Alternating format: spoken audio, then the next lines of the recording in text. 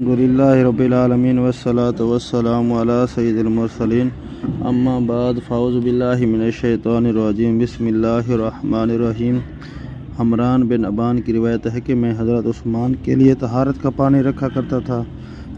اور آپ پر کوئی دن ایسا نہیں آیا کہ آپ نے کبھی پانی اپنے اوپر نہ بہا لیا ہو، غسل نہ کیا ہو۔ حضرت عثمان نے کہا کہ رسول اللہ صلی اللہ علیہ وسلم نے ہمیں یہ حدیث بیان کی کہ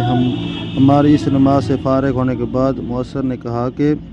اس سے مراد نماز عصر ہے۔ پھر آپ صلی اللہ علیہ وسلم نے فرمایا، میں نہیں جانتا کہ تم کو ایک بات بتاؤں یا خاموش رہوں۔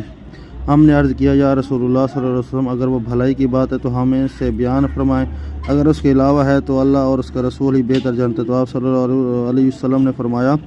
جو مسلمان پاکی حاصل کرے اور پوری طہارت حاصل کرے پھر 5 نمازیں ادا کرتا رہے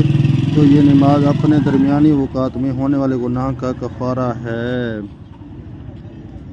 حمران بن ابان سے روایت ہے کہ وہ ابو ہریرہ سے اور مسجد میں بشر کے دور حکومت میں بیان کرتے ہیں کہ حضرت عثمان بن عفان نے فرمایا کہ رسول اللہ صلی اللہ علیہ وسلم نے ارشاد فرمایا، جو شخص وضو کو اللہ کے حکم کے مطابق پورا کرے تو فرض نمازیں اپنے درمیانی اوقات میں سر زد ہونے والے گناہوں کے لیے کفارہ بن جاتی ہیں۔